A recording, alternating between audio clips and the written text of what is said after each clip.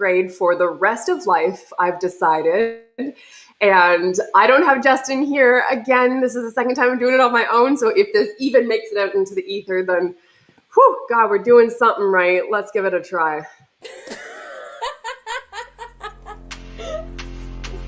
It's okay.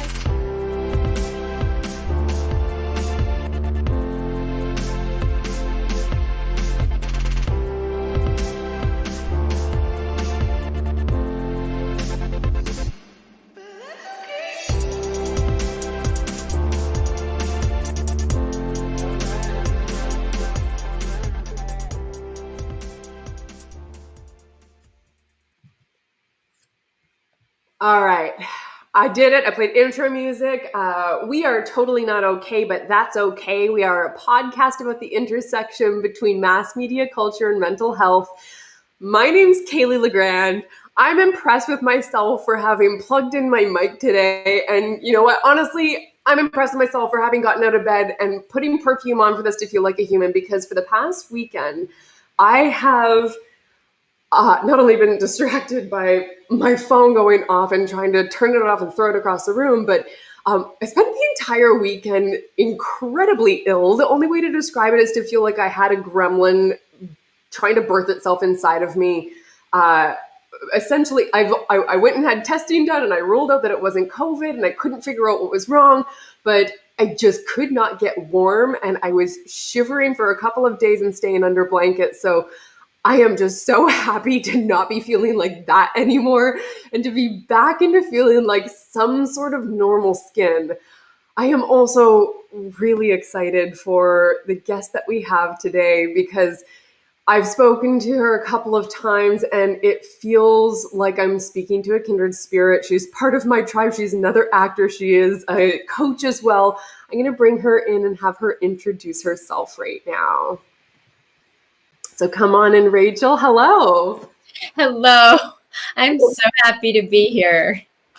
I'm happy that you're here too. I want to announce to everybody that if you're having issues with technology, you're not alone, because, well, apologies that we're a little late, because we were also trying to figure things out. So I'm glad that we are figuring this out together. Thank you for being here. It was quite an event getting here, but it was worth it. Kaylee, I'm so happy to be talking with you in person. We've had some dialogues, but not one-on-one, so this is fantastic. Yeah, same. I was just going to say, it's really exciting to actually connect with you and see you and chat with you over a platform where I feel a little bit more connected to you, because we've had a couple of chats just in terms of audio. I've heard your voice, but now I get to actually see you. So it's cool. And I want to have you share to the rest of the world who you are. I've already shared a little bit about the sector that you work in, but why don't you introduce yourself and tell our listeners what it is that you do? Sure, thank you.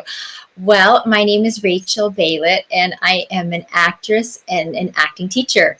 And I specialize in teaching method acting at the Lee Strasberg Theater and Film Institute in Los Angeles.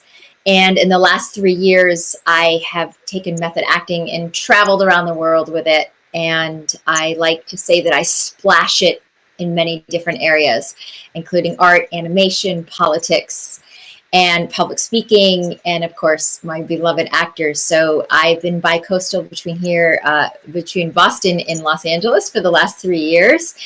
And when I'm not teaching at the Institute, you will find me, I might give away one of my questions later, so I'm not going to tell you one thing, but you might find me at the animation studios. I teach at DreamWorks. I teach at Warner Animation Group. And I love what I do. I absolutely love Lee Strasberg's technique of method acting. And I am an East Coast native from Boston. And every day is a creative day, so it's a good day for me. So I think the right place to start off is to explain what method acting is, because although I know that we have some listeners who are also in the entertainment industry and particularly actors, I'm assuming that there are going to be some who don't know what we're talking about when we say method acting. So can we start off with having you just explain what method acting is? Sure, I would love that. It's the most misunderstood phrase in the entire universe. Method acting, as I teach it, is a technique by a man named Lee Strasberg. And the technique was inspired by the work of a handful of people at the Moscow Art Theater at the turn of the century, one of whose name most actors know, Konstantin Stanislavski. But there were other people involved that often don't get credit, like Vakhtangov and Richard Boleslavsky. But anyhow, the long and short of it, and it is long, and if I had hours here, I would love to go into it, but the technique was inspired by Stanislavski's work, and Lee Strasberg took this work, and in the 1930s, he worked with a group theater, and he developed a teachable method of method acting. Method acting is acting from yourself. So everyone can do it. And it can be trained, and it's a systematic approach. It's a technique for when you need it, and it has steps, and it's very learnable, and it's how to engage yourself through the five senses and access personal memory so that you can embody and you can understand the characters that you play, and that that you understand it organically, that you're in it, that you're experiencing, not acting, but actually experiencing in a very healthy way the conditions, the atmosphere, the everything that a character is made of. And so it really runs parallel to what's going on in the text. You're co-creating with the text. So it really encourages authenticity and imagination and creativity. So you're touching on something I've already had a million thoughts on before, and I've spoken a little bit too from my own personal stance when it comes to acting from yourself. And I'm super grateful that you're here to speak specifically about method acting, because I've mentioned it before. I have not dug into it the way that I know that you can offer. But my first experience with, I guess, hearing it on set a lot more so before before diving into training with it, was I was told that I was doing method acting on a particular film, which I was not aware of. I had not done training with method acting, so it was weird to have somebody else say that that's what I was doing when I wasn't really coming from this place of having been trained like that. But one of my earlier films, before having trained to work safely, like you were saying, I dove into a character that I suppose my psyche did not want to fully associate myself with, and I repressed a lot of my experience on that set. I don't remember. I've unpieced some of it. I've untethered some of it, but I couldn't remember some of my work on set. So when you're talking about using your own memories and working from yourself, but you're co-creating with that work, can you talk to the idea of memories, how they actually are used when you're acting, and whether or not we're actually creating other memories that are what we're creating as opposed that stays with us when we do walk away from that set? Absolutely. Well, we're taking the memory and we're using it in an imaginative way. It's fueling our imagination. So we can't literally recreate a memory, but the feeling of something. So we can smell the ocean at a special place and it does something to us. We can hear a piece of music and it reminds us of high school or a special time. All five senses are activated at all times, experiencing your life. And we make that conscious. So this experience of training, the training drill exercises that we do, they awaken our senses. So they're like live nerves. And it's so great because you become so alive in the moment. It's really like the book, The Power of Now, everything is alive. And so first of all, that sensitizes us and makes us more open even to what's going on that very second with the other actor. We're very alive. But in terms of taking the memory, it's a way for us. I'm not quite sure what happened to you on that set, because the way we train is to have absolute control of getting in and out, and that's it. You leave the set, you're out. And that's very important to me and to the other teachers, that we're able to train a control. That's why you have the technique, so you don't have to leave your body or stay in preparation. That is not what we teach, and that's what most people think method acting is. But if I want to understand a situation, when have I ever felt that? What does it remind me of? It's going to bring me closer to the circumstance of the character I'm playing, and I'll have a feeling. So today, I had a female student in my history class doing the monologue Friends, Romans, about Julius Caesar. Such a great choice for her. But it mattered who was Caesar and who was the person that she lost, right? And who did the Romans represent to her? And so even Friends, Romans, Countrymen, for each of those, she can create from her memory who those people are. So we're not just relying on text in a general feeling. Everything is very specific, and it means something. It gives meaning to acting, to text. Well, you're hitting the nail on the head as far as what happened with me. The idea of being able to step into the work and then step out and drop the work when you go home, that's the part that I had not built my own tool set to be able to deliver in that way. So I've talked about before how we don't really have WSIB forms to fill out when you get into this weird mental state that other people are not even aware of what's going on, unless you have somebody who, like an acting coach, who you've trained with, who is aware where you're at in your journey, what your capabilities are, whether you are using tools that are helping you get in safely and get out safely. Those are some of the things that I think are super important for actors that are important in set. Agreed. And I hope that every actor gets them. I mean, it sounds like, Kaylee, you have an incredible imagination, and all actors, it's a great thing for acting, that you're sensitive and you're susceptible to feeling and engaging thoroughly. But yeah, you don't want to have to worry that you're going to lose your identity, which I don't think can happen. But still, that uncomfortableness of you not knowing what happened there, I can imagine. I'm surprised that didn't scare you enough to, want to stop acting, because it sounds really frightening. And so I think what a teacher needs to do and to train is you to have a preparation, first of all, and to understand technique of how to get out, because you will be affected. We're human beings. You're going to have residual feeling. That's normal. We have residual feeling in life, right? Something annoying happened to me a couple hours ago. I'm probably still carrying that.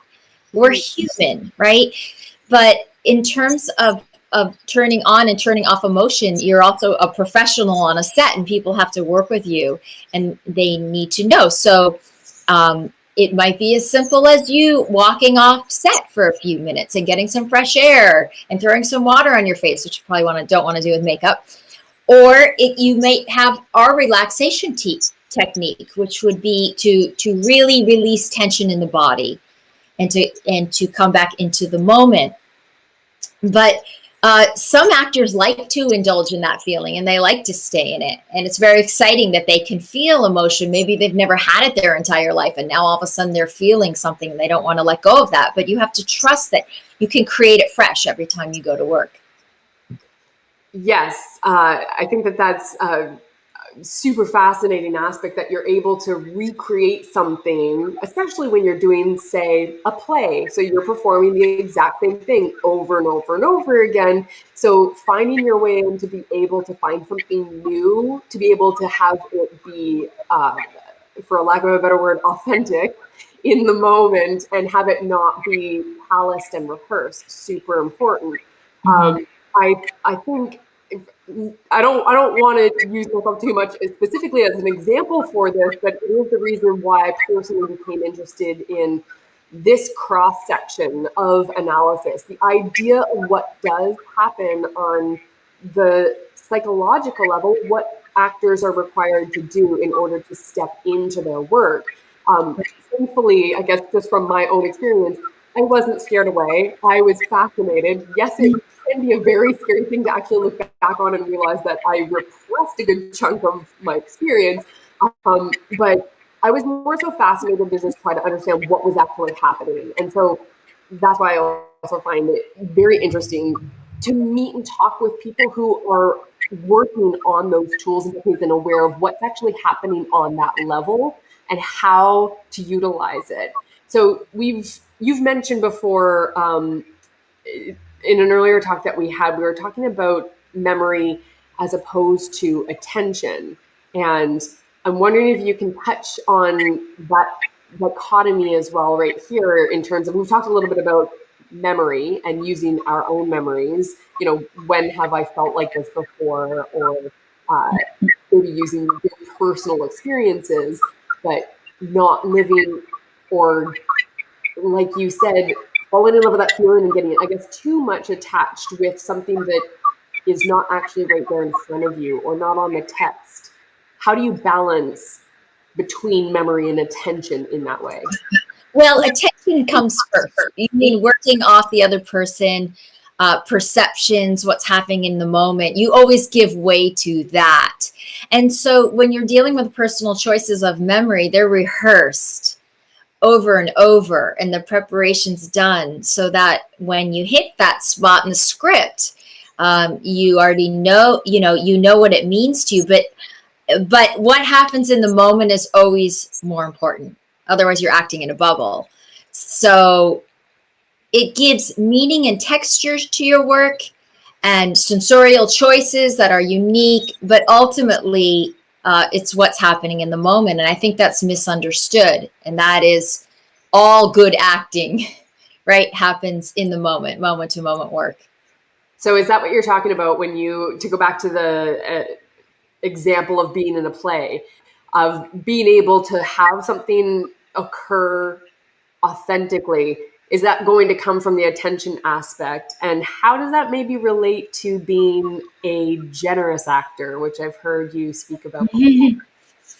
Well, I know I'm all about the generosity of what actors do. I don't think that actors are really appreciated fully for what we have to do for the audience, that we have to really feel. We have to go there and do the heavy lifting and the feeling, and then the audience gets to respond. And I'm not saying that's an easy job, because sometimes we're throwing a lot at them in terms of what they process. But I do think it's a generous gift. And I do think that, yes, working to moment is generous, because you have another human being, breathing person, feeling person in front of you. And so we train you at Strasberg to run, that you can do both at the same time. And acting is a juggling experience. And we have exercises that parallel that. We have the combination exercise, where you start with one sensory, and by the end, you're doing 7 combinations. And so you learn how to juggle so much in acting. And the one thing we stress is concentration. And we literally lift weights in class. Not literally, but it feels like weights. I can see us all doing weights.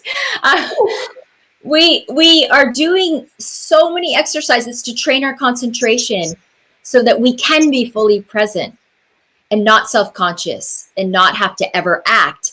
But the generosity factor is in what actors can do with their acting, the potential of the lives you can affect. And I think, Kaylee, you do that already, of how we give back.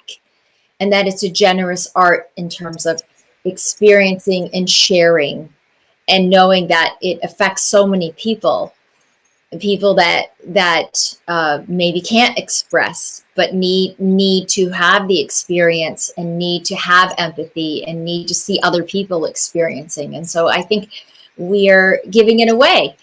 Now, I know we're being paid in many cases, but the art of having a generous heart, to go in and to be willing to feel, I think takes a lot of bravery.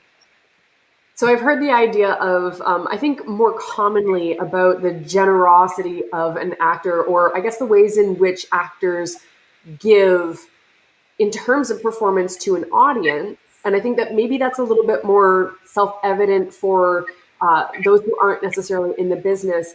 But can you maybe share, for those who aren't in the business or have never played in a room with a scene partner, what generosity might mean between scene partners, like how one actor can be generous towards their own scene partner. Oh, absolutely. Well, staying open, really listening, perceiving, listening, being intuitive to what that scene partner's going through, using text to respond, using words to actually have a subtext writing, but with action and behavior, how to take that person in. And I think that would be the most generous way to act, that it's not about you, right? It's you're in the scene. Acting comes from the word action, to do. You're there to do something. And so whatever that action is with your partner, you want to stay wide open and receive as well as give. You talk about listening, and I think that's I mean, I think listening comes up in probably outside of our industry as well, but having studied a plethora of different styles as far as improv goes, or when it comes to method acting, or just with other coaches around Toronto and Canada, uh, this idea of listening is something that I find kind of funny to think about, because I know that for myself, I can sometimes move into a space of getting a little too over analytical when it comes to that particular sense that we have, where when I'm trying to listen, it almost stops me from being able to just hear what's already there, like trying to fall asleep, and how that actually makes it harder to fall asleep. Do you specifically focus on one sense at a time when you're talking about these tools that you're developing that you layer in as Okay. Yeah, that's for me, that's a twofold question. The part about trying to listen would be to be relaxed. And so a huge part of what we teach, the first part is relaxation, that the body's in a state of relaxation. That would be really important. And then then listening would come easier. There would be less forced listening, I think, for all actors. In terms of the senses, yes, we take in everything at once. Just like right now, you know what you're sitting on, you know what the light's like, what it might smell like, right? What the taste in your mouth is. You have all these things. You only need to put your attention on them and concentrate.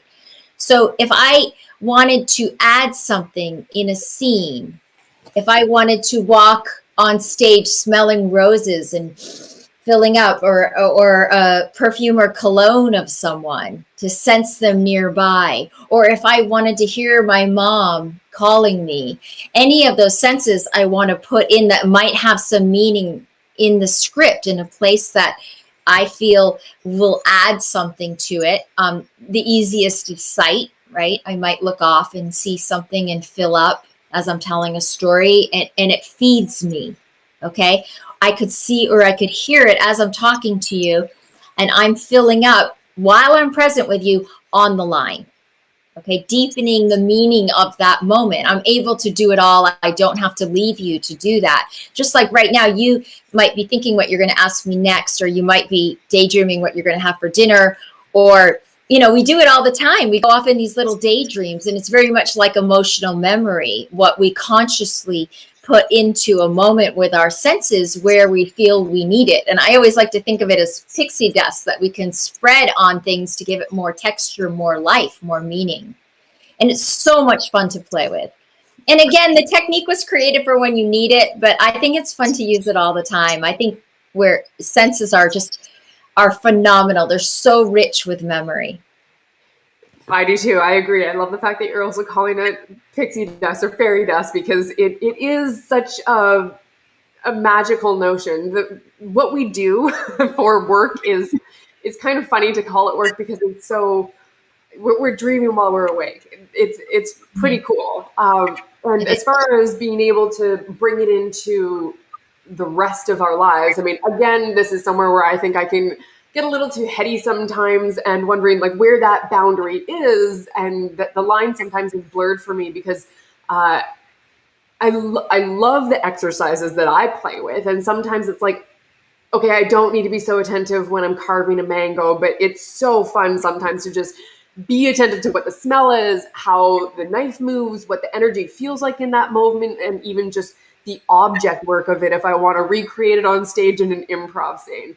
So little things like that that I love playing with, as opposed to say, you're in the middle of a fight and you're going through a breakup, and this is where I think my over analytical mind sometimes gets me into trouble, because it'll be like, oh, remember the way that this feels so you can recreate this in a scene that you need, where it's like, no, those are the places where you just need to be fully present, and the attention should be in I don't want to use the word. I think it's okay though. I sorry, I didn't mean to interrupt you. I think it's okay Go for to it. do that. I think you're living what we call mindfully. That's such a common term, to eat mindfully, just, all the things, to live in the moment. And we do want to capture it because it's so, like today I took a walk and it felt like the rainforest, even though I was just in a park nearby with the birds, and I had to film it.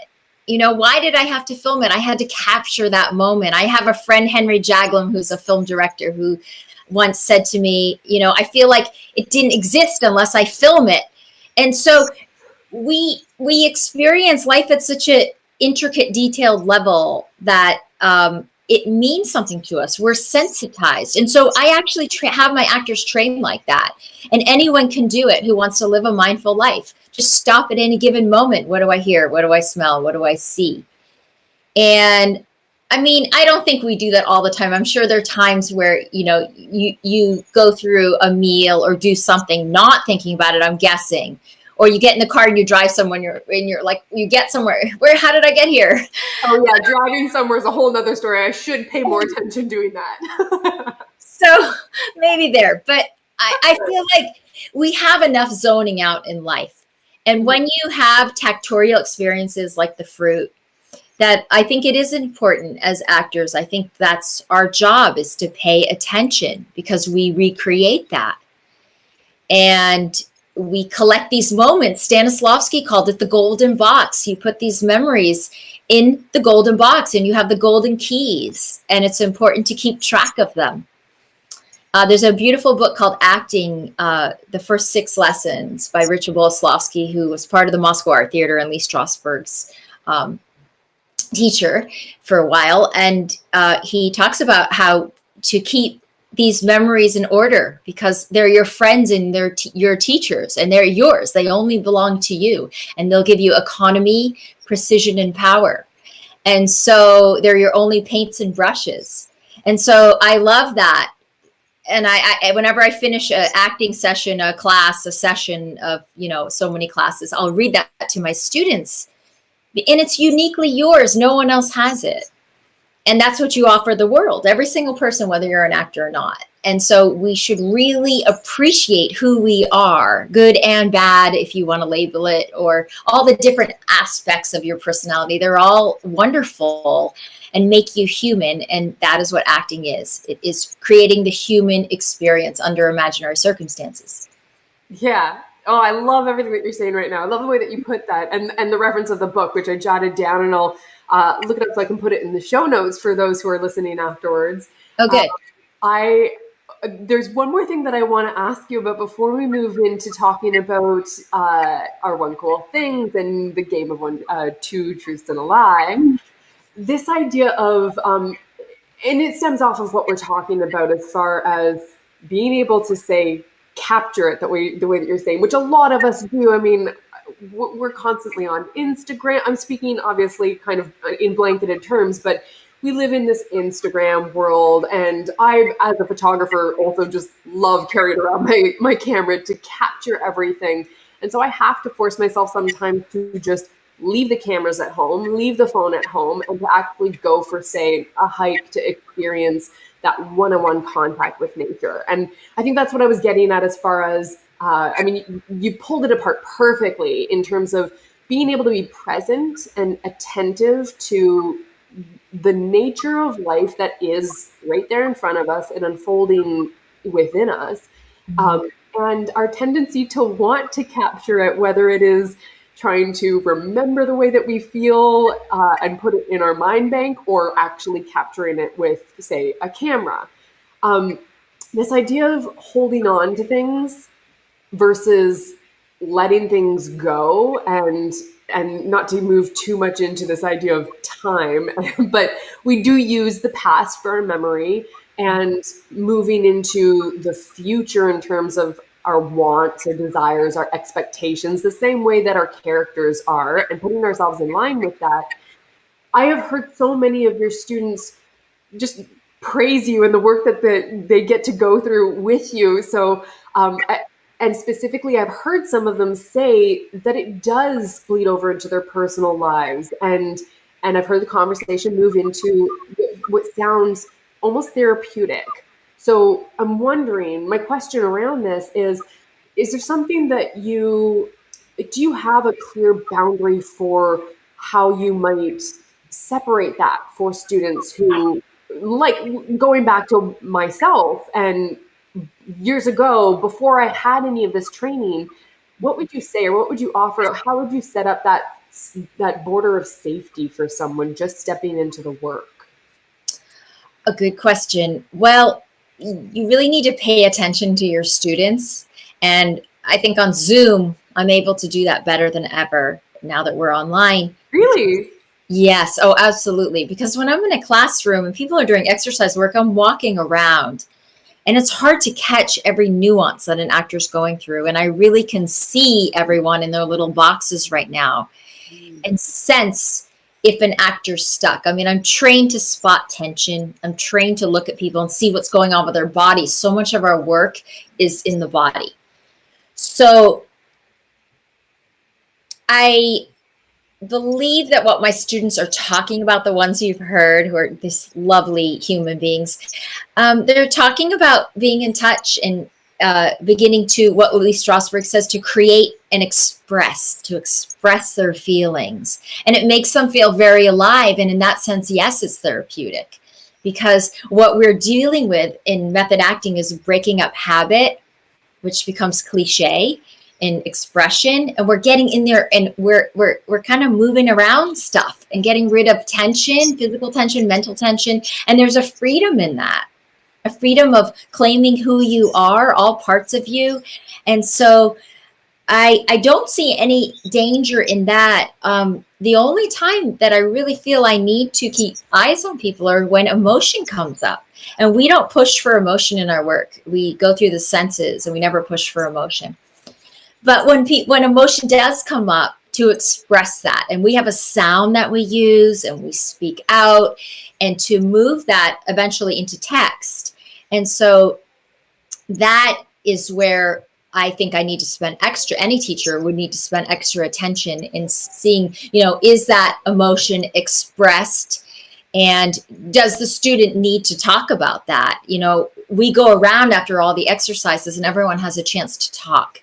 And so I feel because of that, people don't really take the work home with them because they feel it's a safe environment for them to talk about what they've experienced. Now, I can't say that all classes are like this. I don't know what other classes are like. I only know the ones I've been in, which have made me feel very secure.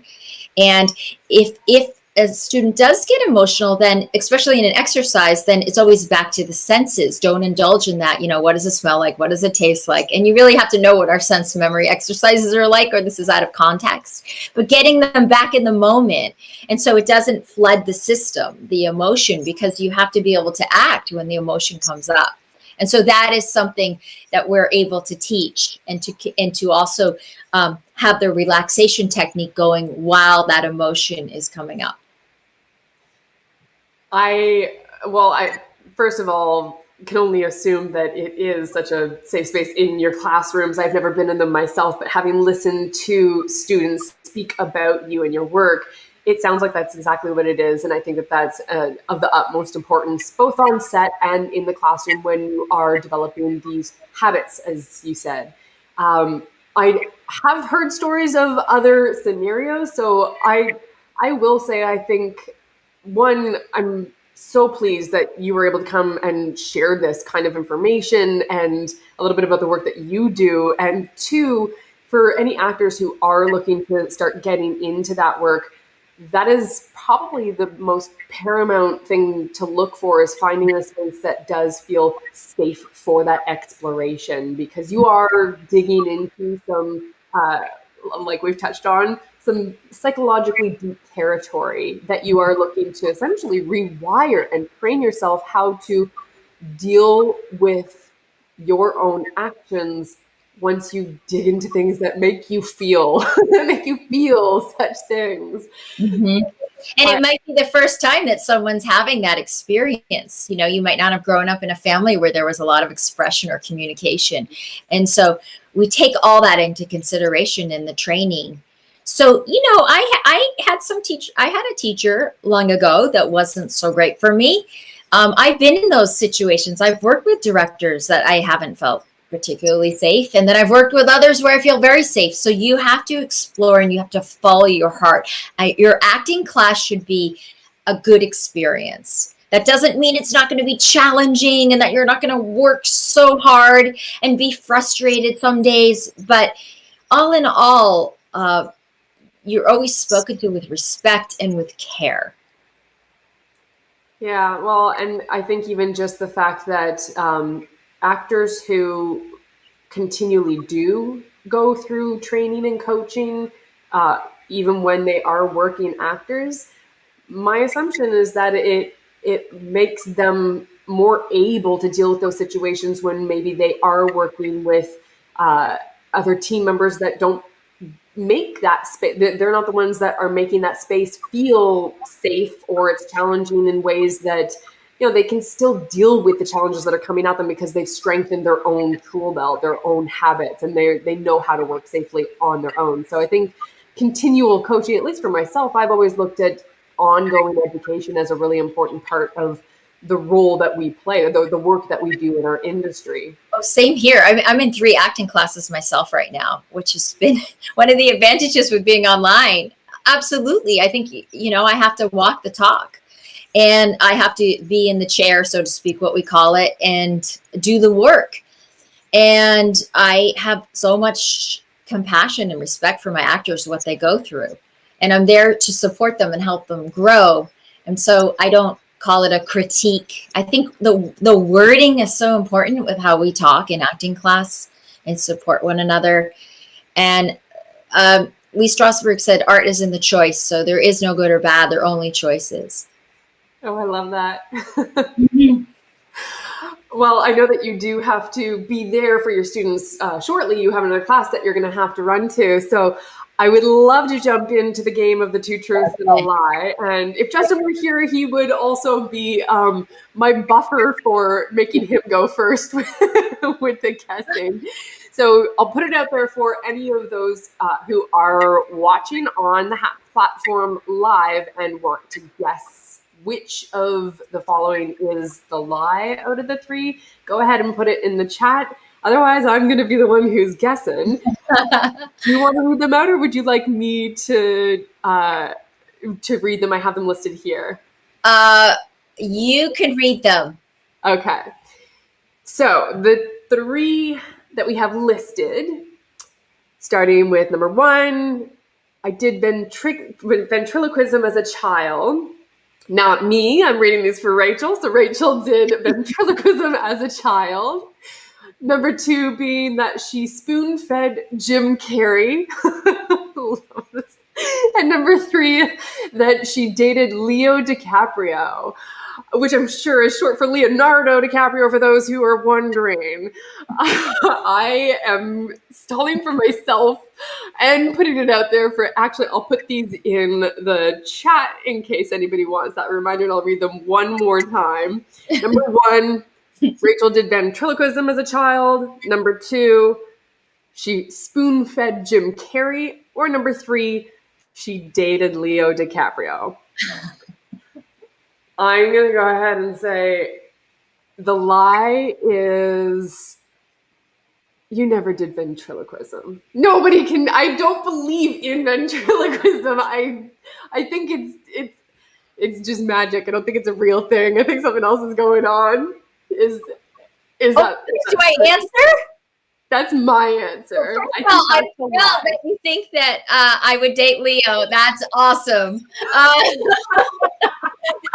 No, I did do ventriloquism. I had a little doll that I got from FAO Schwartz, and that was what I wanted. I wanted a little. He was called a Charlie McCartney doll. He had a little suit and a monocle, and that's what I was doing as a little girl. Very strange. Okay, well, I'm gonna have you back on the show at some point to explain and show. I know you're not supposed to like show the magic tricks, but it's just I've never been able to figure that out, and I'm also kind of like afraid of dolls, so I don't pay too close attention because I'm scared of them. But okay, so wait, this means did you give it away? What's the lie? I did give it away. The lie is that I dated Leo. Okay, but you spoon fed Jim Carrey. I did. I spoon fed him I was in the movie The Grinch Who Stole Christmas. And one of the scenes that was cut from the movie, I was spoon feeding him. I was a chef. I was a little Who character, and I was feeding him pudding. Oh And my I had a scene with him which was cut from the movie. So I had to keep spoon feeding him as the Grinch.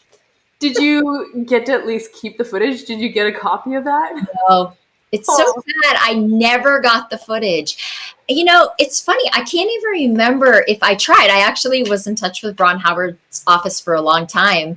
I don't even know if I asked them. I'm not sure who I asked. I thought I did at the time, but maybe I should go down that rabbit hole and see if I can get it. It's got to exist somewhere. That was already out of the day and age where it's like on multiple digital copies everywhere. You got to get that. I know. Yeah. Oh, that's hilarious. Yeah, no, I just figured that I mean, because you're in LA a lot, I wouldn't have put it past you that you dated Leo DiCaprio. You know what, though? He did sit behind me in a movie theater at a screening. He was like 3 rows behind me. That was very exciting. I mean, in my mind, that's already a date. But like you said, I have a vivid imagination. I'll take it. Oh, I love it. Okay, well, I'm gonna just assume that it's real. It's real in my world.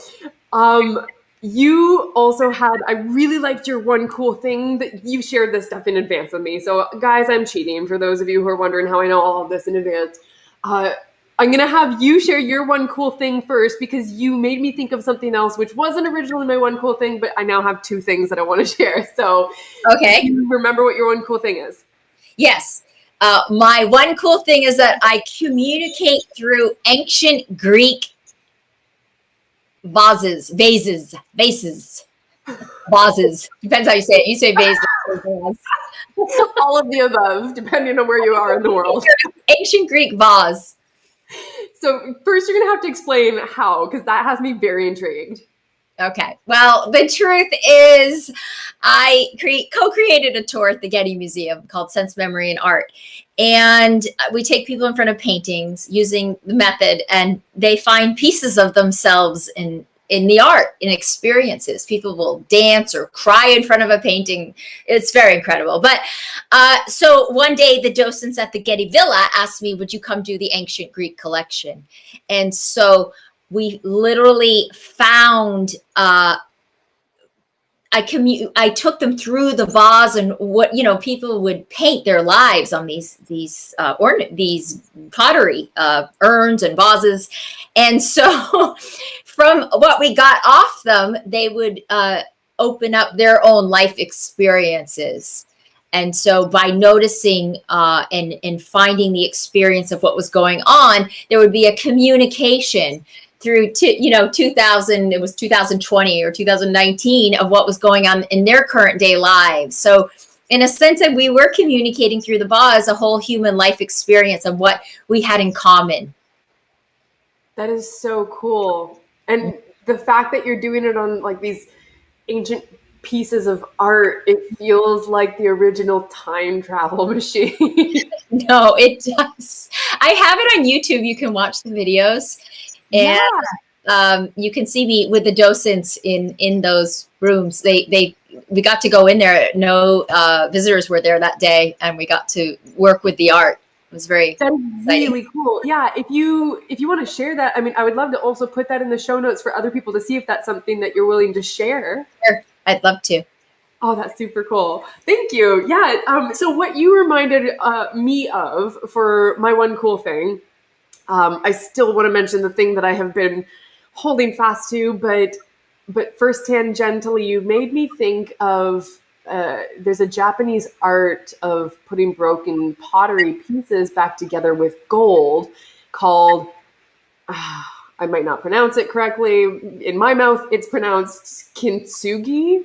Ooh. I'm sure that there might be a different way, maybe in another part of the world, the proper way of saying it, but essentially using gold to actually put broken pieces of whether it's a vase, a plate, whatever, back together. And it's built on the idea of embracing flaws and imperfections, and that but instead of throwing the piece away, you keep it, and it is a reminder that you are essentially bringing something back together and having something be stronger and more beautiful through that act of creating art out of it. Um, and Kayla, it's so appropriate for our whole conversation today. I, Embracing all the cracks. yeah, it's like that Leonard Cohen line of the cracks are how the light get through. And it's also just freshly in my mind because I recently shattered a plate that my mother gave me. So I was wanting to hold on to it. I sent her a picture of it and I was super sad. And I just left it on the floor for a while. I just didn't even touch it because it was too sad to pick it up. Instead, I decided to just like call her and show it to her and talk to her about how I can save it. And my mother, of course, she's also getting rid of a bunch of stuff because my parents are moving right now. So she's in the process of just easily letting go of everything. She's like, just throw it out, Kaylee. It's fine. And I was researching ways to put it back together. And that's when I recalled this beautiful Japanese art of putting things together with gold. And so I suggested it to my mom. She's like, you're going to spend how much money? And not only on the gold, but on learning how to go through that technique of putting it together with gold. Just throw it out. We can buy another one if we want. So now I have one less of my plate set that my parents bought for me. And there's more story to the dowry that my parents have given to me, expecting like children out of it for them, grandchildren. But what my original one cool thing was going to be was just the vaccine, just people getting the vaccine, and specifically even the numbers that came. I think it was yesterday. My days are blurring together because I have been feeling so ill, and this is another reason why I'm so excited to just say the word vaccine again, because for the entire weekend I thought, like, there's no way that I don't have COVID, and so I forced myself to go get tested to make sure, just to rule that out, because I was super sick.